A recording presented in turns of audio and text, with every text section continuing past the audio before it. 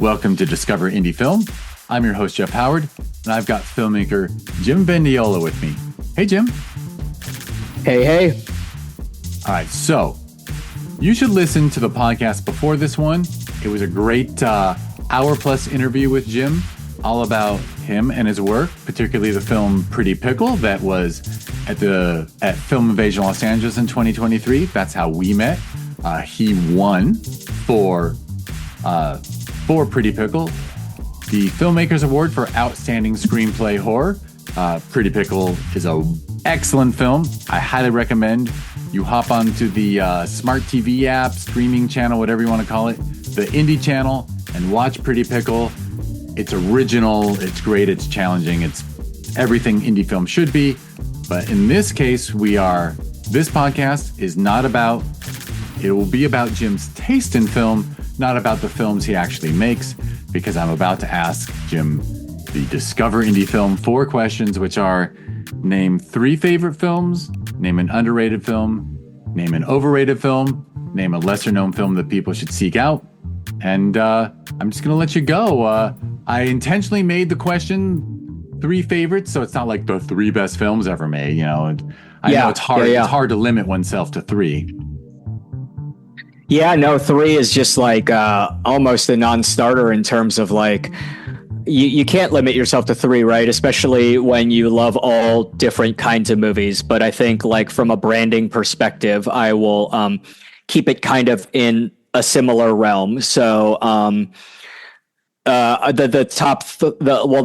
the favorite 3 that I could come up with is, so my favorite movie of all time is the original Texas Chainsaw Massacre from 1974. I still think you can't find a better horror film. It feels like a documentary. I think it's amazing what they pulled off as like, you know, young filmmakers who, like, if you read Gunnar Hansen's biography, Chainsaw Confidential, you know, the guy who played Leatherface, like, they didn't know what the hell they were doing. And like, they captured this like magical thing that feels both like a documentary and like the gnarliest horror film, like you could still watch, you know? It feels like a snuff film in a lot of ways. And I am just like, you know, I saw it like 30 years ago and I'm still captivated by how much it bothers me. Like, it's just such an upsetting and fascinating and beautiful movie. Like the dusk time chainsaw stuff at the end is just like, I don't know, you know, like that's another thing that happens with like great filmmaking, like this, serendipity of like the sun setting and Gunnar improvising that, just like that chainsaw dance, that kind of thing. So really early kernels for my love of horror. The second one is Ingmar Bergman's Persona from 1966, which in its own way is maybe the most high art horror film you can get. I know Bergman considered it a horror film, and I think if you've ever sort of been in a situation where you are so close with someone that personality and mental transference starts to happen and you become kind of an amalgam of both of your personalities, there can be something romantic in that, and it's usually portrayed as a romantic thing. But like, I think the more realistic and often thing is like something like Persona happens and it's terrifying. And that's just even the surface level plot of that movie. There are so many things in there that, again, I've been watching that movie for about 2 decades and I still can't figure it out. Like, it's a fascinating, beautiful, really original and like insane riddle of a movie by one of, you know, arguably like the greatest like masters of cinema, Ingmar Bergman, who made all kinds of films, but like, you know, that one being one of his most personal and also one of his few horror films, like, really stands out to me. The third one is kind of riding the horror train. is Takashi Miike's Audition, I think from '99. It's interesting because Miike has made so many dozens upon dozens upon dozens of films, and like arguably, I think this is like one of his few good ones. Like there are a lot of like interesting movies he's made that are all insane and all unique in their own way, and he's certainly like a very cool special filmmaker. But I think this is like one of the few that I can continue to go back to because it is so grounded, but still has like that Miike level of subversion where just like you have to wait so long for the payoff. And meanwhile, he is throwing you little bones here and there. You still don't know what's going to happen until it happens literally in like the last 10 minutes of the movie. But like, it's really like, you can't, there's no going back if you watch it to the very end, you know? So I love Audition. I think it's one of the best like Japanese horror movies ever made. And in terms of just like Asian horror films in general, it's certainly memorable for me, you know, and I love like South Korean horror films and like, you know, the like, but yeah, those would be like my big three. So Excellent. I mean, excellent list. I know because we have a time crunch, I'm not going to comment a lot. I'll say, obviously, all three are amazing. And you have just lit a fire under my ass because I do have a 17-year-old who every weekend says, let's watch a horror movie. And I always let them choose it. And I think this weekend, I'm going to say it's Texas. I've mentioned Texas Chainsaw Massacre, the original, so many times. And she always begs it off and wants something like more current that she's heard her friends talk about. And I think I'm just going to say it's Texas Chainsaw or nothing. Hey, you know, that's and that's growth, you know, that is kind of probably I did a life go moment with me when I said, look, you're watching all these demonic possession things. Tonight we're watching The Exorcist, and she loved it. So I got a little street cred with her going back to the 70s. Nice. All right, well, question number 2 is a film that you feel is underrated. The 1991 remake of Cape Fear, I think, is amazing, and I actually think it's better than the original Cape Fear. And I know that is a divisive take, and it's a divisive film in general. I know people that can't stand that movie, but I think that's like one of Robert De Niro's best performances. I think Max Cady is just like an insanely disturbing, horrifying character. I think it's like such a groundbreaking sort of debut for Juliette Lewis. I think their interplay is also so horrifying. Like just the small detail of the way that De Niro as Cady puts his thumb in Juliette Lewis's mouth at like the high school like black box, essentially at the auditorium, and she's like the 16-year-old girl is just like the most invasive, horrifying thing. And it's like on top of that, you have this really disturbing and relatable, I think, to a lot of people, deterioration of a marriage that might probably should not have been like a marriage in the first place. You have like these two people who like feel like very selfish and disconnected from one another, right? And so all these stakes and the interplay between them all is so interesting, right? Because you have like this marriage on the verge of a divorce. Clearly not the first time they've been on the verge of a divorce. They don't seem well suited for each other. And you have like, you know, the only child caught in the middle, who is of a certain age, who is like easily manipulated by this criminal, who is also like, you know, sort of like from a legal courtroom standpoint was done his own injustice, but like, you know, without like talking about like the validity of the carceral system is just like such a horrifying, like, character to exist, horrifying human in the, you know, universe of this film. So, you know, he shouldn't really be allowed to be around this family, especially with his intent. So yeah, I think I love Cape Fear, the 1991 remake. I also think it's a very interesting time capsule because, like Coppola at the time doing Dracula right around the same time, Scorsese is being very experimental with his like film techniques and his approach to that movie. And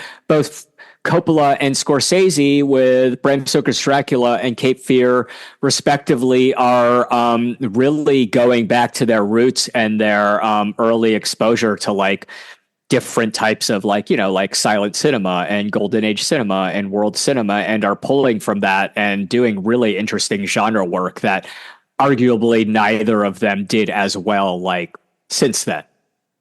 Agreed. Yeah. Boy, I haven't seen Cape Fear since I saw it in the theaters when it came out.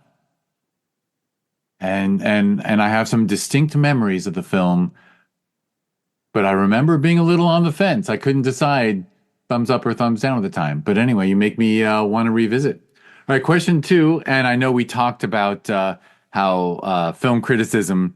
I'll just add that the overrated question isn't saying that it is a film not of value. It's just saying that the cultural praise heaped onto a film, maybe isn't fitting. But so I'll ask you the question. Do you want to name a film you consider overrated? Yeah. No, and I don't think I'm going to be hurting anyone's feelings because I'm like meaningless compared to the greatness of this filmmaker, and it's the same filmmaker I was just talking about. So Scorsese, I love Scorsese, but I think The Departed is a super fucking overrated movie. Also because it is a remake of a far superior franchise of detective thrillers called Infernal Affairs, Chinese films. And while those are lean and dynamic and forward moving, I feel like The Departed is very bloated and really just like, I feel like it's overdone in like all the ways, and I get why people like it, and it's kind of like epic crime saga stuff, but I just I'm very bored by it. Again, no shade to anybody who loves that movie or loves Scorsese. I fucking love Scorsese too. I just can't stand The Departed, and I think it's very weird that Mark Wahlberg won the Oscar for his performance, because I feel like he's so much more cartoonish in a lot of ways than he is in like other, more understated performances. I don't think he's a bad actor. I fucking love Boogie Nights. Boogie Nights is one of my favorite movies, but I think the thing that Paul Thomas Anderson understood about Boogie Nights is like casting Mark Wahlberg in that role was perfect, because some level of his like boyishness and emotional immaturity at that age resonated with like the Dirk Diggler character. And so I think that's really smart casting. But when you try and have him be sort of like this guy who's a tough cop just because we know, the Wahlbergs are from Boston, like, I just think everything is heavy-handed about it. I don't love it. Knock yourself out with it if you love The Departed. I would prefer to stick with Goodfellas or Cape Fear, obviously, or Taxi Driver, or Mean Streets, or fucking After Hours. After Hours is incredible. I'm with you 1,000%. I was thoroughly bored with The Departed and and I did actually see it on home video after the awards, and I was like, couldn't figure it out. Yeah. And After Hours is epic. All right, last question. A lesser known film for people to seek out. Yeah, so I love this movie called The Duke of Burgundy by this filmmaker named Peter Strickland. I think his more well-known, if you could even call it that, but his more widely known film is this kind of like weird horror thriller called Barbarian Sound Studio. And so The Duke of Burgundy is his 2014 follow-up to that, and it is a kind of aesthetically and conceptually a throwback to European erotica from the 70s, or lovingly referred to as erotica. So it is not just an erotic romantic drama, it's a sapphic one. And so it centers on the dom sub relationship between an older woman and a younger one who live in this fantastical town, I think, that is not meant to exist in the real world. Like, it's kind of this like European, beautiful, storybook-esque environment, and the older one lives in like this lavish, beautiful, retro home. We don't know what time period it takes place in. The costume design is wonderful. The lingerie is epic. The photography is incredible. But what I think is such an accomplishment by this film is that the kinks that are addressed and depicted in this film are certainly not for everybody. They're certainly meant to be shocking on some level in a way that does not trivialize fetishism or the kink community or BDSM in general, which I also love. It has a reverence for the people that are in these things, and like there is like not a hint of shame.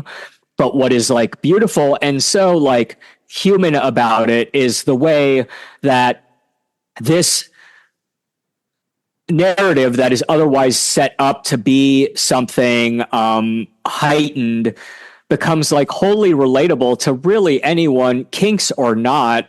It's relatable to anyone who has ever been in a relationship and simply all they wanted to do in that relationship was like please their partner and be the person to their partner that that person wants them to be, to varying degrees of success or heartbreak or anything long term. Like it's a fascinating movie. It's so well written, you know, especially for like a guy I do think is like a straight dude. Like he handles like the lesbian content beautifully. The leads are incredible. The soundtrack by Cat's Eye is also amazing. Yeah, it really like I made a sapphic kink film, though the one with Cam Damage, shortly after I saw it because I was so inspired by it. And so everyone should check out The Duke of Burgundy. I talk at unnecessary length about it with Sam Dagan and Mike White on the Projection Booth podcast. We actually have an episode dedicated to it. So if you want to hear us drop a little more knowledge about that and talk about like, you know, the extent to which we understand and empathize and are, you know, potentially like involved in the kink community, or at least like, you know, have an understanding of it. That's not to promote another podcast, but like, you know, if you want to hear more about Duke of Burgundy, that's like simply my main goal, is that you learn about this film and you appreciate it to the degree that I think it has not been appreciated, you know, at least in the way that it deserves. Hey, if I could figure out how to do it, and I might be able to, I could put a link to that other podcast in the show notes, because I certainly, I'm aware there's more than one podcast in this world. So, and that's one of the good ones. That's one of the good ones. So I wouldn't promote it if I didn't really enjoy the people involved. Vice versa, which is, you know, something I would obviously do for your podcast, sir. For sure. Well, I appreciate that. All right. Well, I know you got to get going, so let me wrap it up by saying, right. So if you look at the show notes, there's links to Jim Vendiola and his work. So do that because it's very good. And I will wrap us up with thank you for listening to the Discover Indie Film podcast. You can learn more if you go to discoverindiefilm.com. On social media, it's always at TIFwins. I often say there is a TV series born out of it. Just go to Amazon Prime Video and search for Discover Indie Film. And there's 7 seasons of short films there that are handpicked from the festival circuit. But I'd rather you check out indiechannel.tv because we have a little more control over our content. I shouldn't say this out loud while it's being recorded, but sometimes Amazon actually restricts